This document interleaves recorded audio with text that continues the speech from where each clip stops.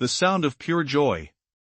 It pierced Kalen's carefully constructed dominion of sorrow, a discordant note in the symphony of despair he had woven.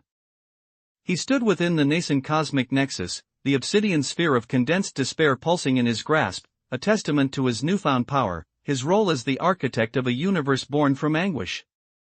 Yet, that sound, it was an intrusion.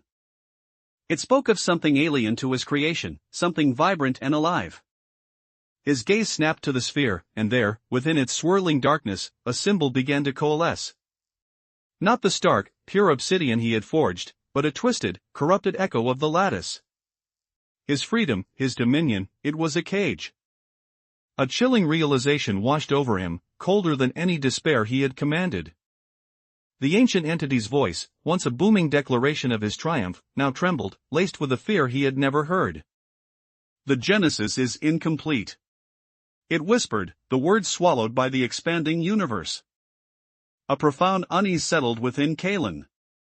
He was the Genesis, yes, but incomplete? And what was this joy, this corrupted symbol? Suddenly, a new presence unfurled within the nexus, not of despair, but of something else. A shimmering distortion in reality, coalescing into a form that defied description, yet radiated an undeniable promise of salvation. It was a beacon in the encroaching dread, a stark contrast to the suffocating despair Kalen embodied.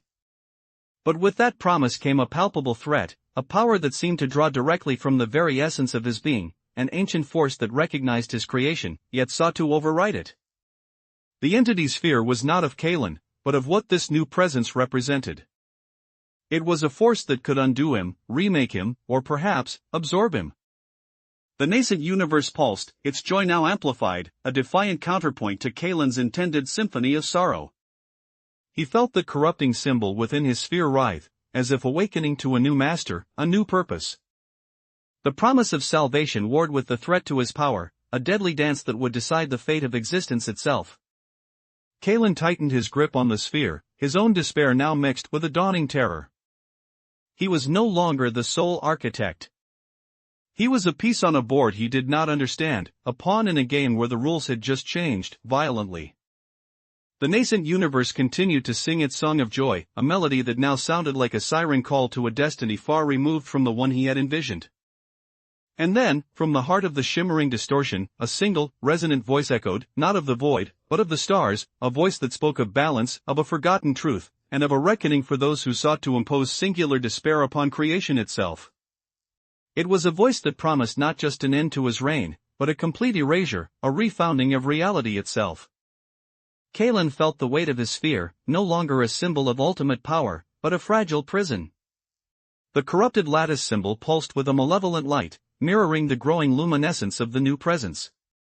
He was trapped between the echo of his past, the corrupting influence of his present, and the terrifying unknown of his future. The final echoes of his shattered sphere whispered a single, haunting word, redemption. The ancient entity's final, terrified whisper reached him across the vastness, it is, the antithesis, born of the void's forgotten dreams. Suddenly, the sphere in Kalen's hand began to fracture, not from his power, but from an external force, a force of pure, unadulterated hope. The nascent universe bloomed, its joy overwhelming, its song now a thunderous crescendo.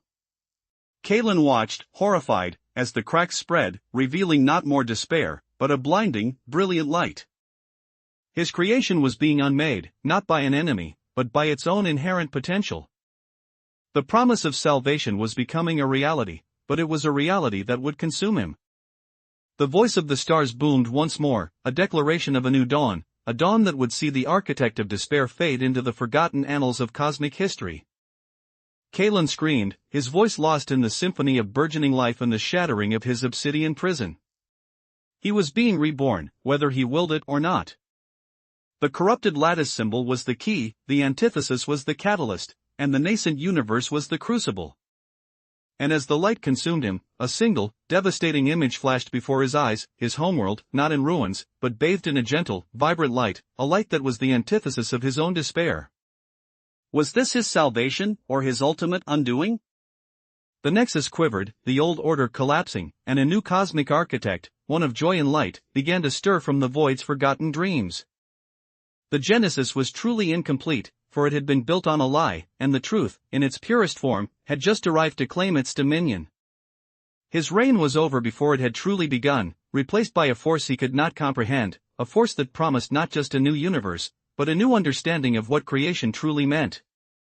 The sphere shattered, releasing not despair, but a wave of pure, unadulterated hope that washed over the nascent cosmos, forever altering its destiny and Kalen's own, as he was pulled into an unknown fate, a prisoner of the very force that had sought to destroy him, but now offered an unexpected, terrifying redemption.